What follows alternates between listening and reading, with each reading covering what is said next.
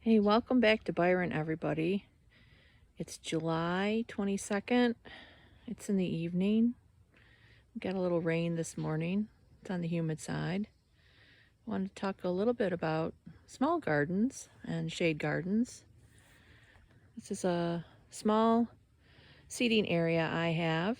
It's western exposure, so it does get wind from the west, which can be rather strong at times.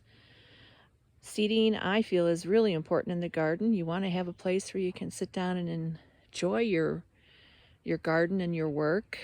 And with the strong winds, I had a bench here, but every time the wind blew, it tipped over. So I've got some heavier seating, which Molly enjoys. Molly adopted me. She was a drop-off cat, and she likes to be outside in the summer and inside in the winter, so Molly's a good garden friend. So let's talk about shade. There's different levels of shade depending on how much light you're getting. All plants need some light, even in shade gardens. So this is underneath a catalpa tree, which deposited itself in what used to be a sunny bed. Catalpa trees are nice. They bloom in June. The flower looks like a little miniature orchid. They get to be large shade trees.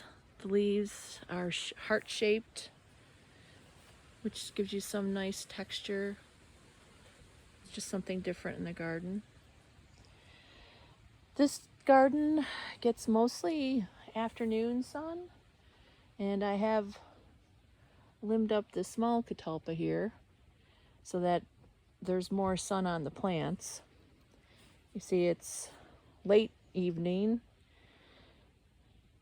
and they are getting sun. Not, probably dappled shade in the morning, but these are all shade loving plants. So some of the challenges with shade can be dry shade also. Trees are sucking up a lot of the water from the soil, so you probably will need plants that tolerate dry shade. And there's quite a selection. This garden's only been here for maybe two or 3 years. I think I started it. We've got just a small selection, but I didn't want a major garden. I just wanted a place where we could put the chairs and a little bit of a garden. So our first plant here is some bloodroot. Bloodroot is a native spring plant. It blooms in the spring. It will start to go dormant in the summer, so you can see some of the leaves are yellowing. There's actually some sedum autumn joy here that's left over from the previous sunny garden, which is still alive. We've got some purple-leaved coral bells, Brunnera, another spring bloomer, Lamium, Hosta, and the fern is Ghost. That is a really nice fern for dry shade. It takes quite a bit of abuse. I don't think I've ever seen my ghost fern fry or flop like some of the other ferns. It's very tough if you have a dry shade condition. Coral bells, Hosta curly fries, primrose for spring color, a large hosta for some height in the garden. I turned an old tile, ceramic terracotta tile into a planter with some coleus. And this is a little bit of garden art that I've made, leaf casting out of cement. Pulmonaria, another spring bloomer. This is Raspberry Splash. Hosta, I think that's Crosa Regal, but it doesn't look very tall. And Bleeding Heart, again, blooms in the spring.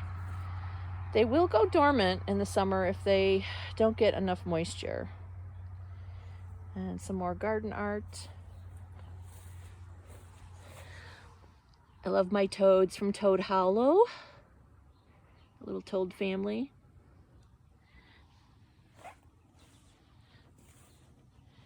And then I did do a little container here, kind of rustic looking. I actually put in some yellow corydalus last year, which overwintered. Normally it has a little yellow bleeding heart type flower on it. And also the coleus. Coleus is a great annual for shade. Gives you a lot of color, gives you some texture. There are some coleus now that you can put in containers and they cascade. Others get rather tall.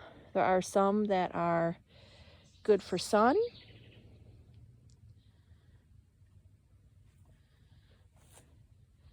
But like I said, put some seating places in your garden. Have a place where you can sit down and relax. Get out of the sun in the summer. Enjoy the shade. I do. And shade gardens are a lot of fun. There are a lot of plant choices. You're not just limited to hosta and ferns. You just have to do a little research and find ones to match your soil type. All right, I hope you enjoyed this short visit to one of my shade gardens. Have a good day.